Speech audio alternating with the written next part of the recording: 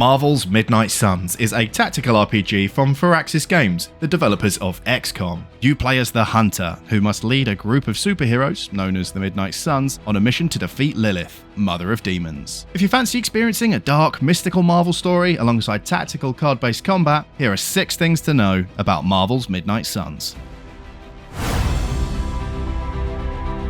Marvel's Midnight Suns shares some similarities with its alien invasion predecessor XCOM. Players assemble a squad before heading into battle, enemy reinforcements are deployed in waves, and the goal is to complete missions in as few turns as possible. But it's the differences that make it stand out. Midnight Suns moves away from grid-based movement and combat. Instead, the turn-based battle system uses abilities represented through cards. Players can also move around the battlefield and make use of the environment, taking enemies out with a falling lamppost, vaulting over an obstacle, or detonating explosions.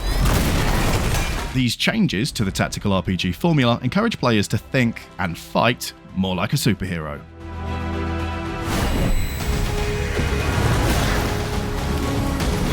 All abilities in Midnight Suns are represented by cards, and each hero has a unique card set, which combines into a larger deck when selecting which heroes to take into battle. There are 3 card types: Attack, Skill, and Heroic. Attack cards, which primarily deal damage. Skill cards support the squad by buffing heroes or depowering enemies. And heroic cards are potent abilities that either deal massive damage or cast strong effects, but require heroism to use.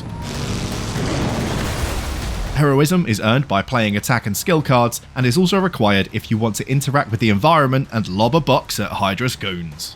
At the beginning of a turn, cards from your pooled fighters deck will be drawn to fill your hand. Players have 3 card plays per turn, so be selective about which cards you use, which cards you keep back for future turns, and which ones to replace with a redraw. Certain cards with abilities like Quick will refund a card play if the ability results in an enemy KO, and some cards are free to play. Each character has 8 cards in their deck. As you gain more, swap them out in the Heroes menu to test out new abilities and combinations. Having multiples of the same card will enable you to upgrade, giving them new functions like Knockback, which launches an enemy through the air when they're hit, or improving their damage and effectiveness, like increased width of Captain Marvel's photon beam.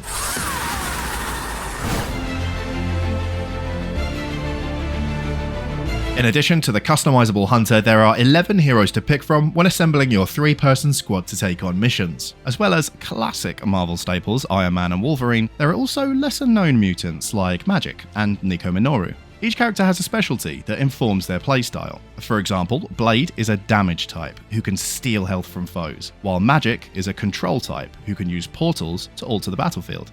Creating a balanced squad is key to laying waste to the battlefield.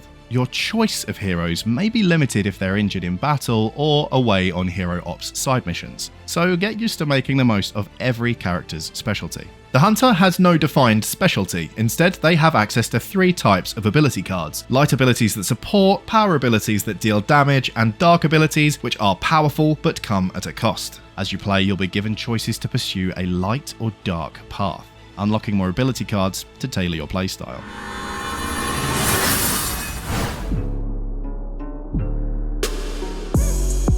Before and after battles, you'll return to the Abbey, a refuge in Salem, Massachusetts, safe from Lilith's influence. Here, you'll interact and improve relationships with heroes. Use the Forge to gain new abilities and upgrade the Abbey, train at the Yard to strengthen bonds with characters and get combat bonuses, use the Central Workstation to start Hero Ops, and the Mirror Table to start missions and progress the story. Visit the Common Room after a battle to mingle with heroes, help them with a task or request, complete a hangout, compliment them, or give them a gift. Doing so will improve your friendships with them. As you grow your friendship levels, you'll unlock new abilities and passive bonuses to be used in combat. The grounds of the Abbey also hold secrets for the Hunter to discover. Use downtime between missions to explore caves, collect materials for crafting, find new hangout locations, unlock loot-filled arcane chests, and learn more about the Hunter's history.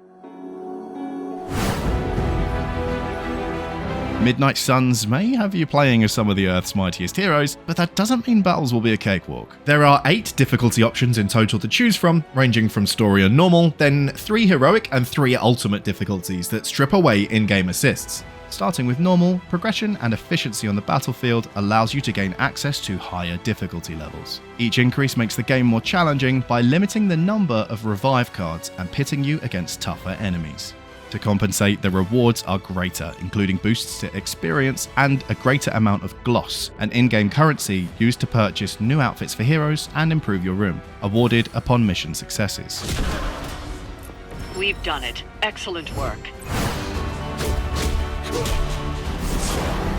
Hero combos let you live out your fantasy of superheroes teaming up to take down the bad guys. Once you've built a strong enough friendship with a hero, you'll unlock the opportunity to work together and attack a target with a powerful combined ability. Activating hero combos requires heroism, so be sure to earn enough by playing skill and attack abilities before unleashing an epic superhero finisher. Now you're up to speed on what to expect from Marvel's Midnight Suns. And yes, you can pet the dog. Who is a good girl? It is my Charlie girl. Marvel's Midnight Suns is now out on PlayStation 5, Xbox Series X and S, and PC. For more on everything Marvel, stick with IGN. We're here.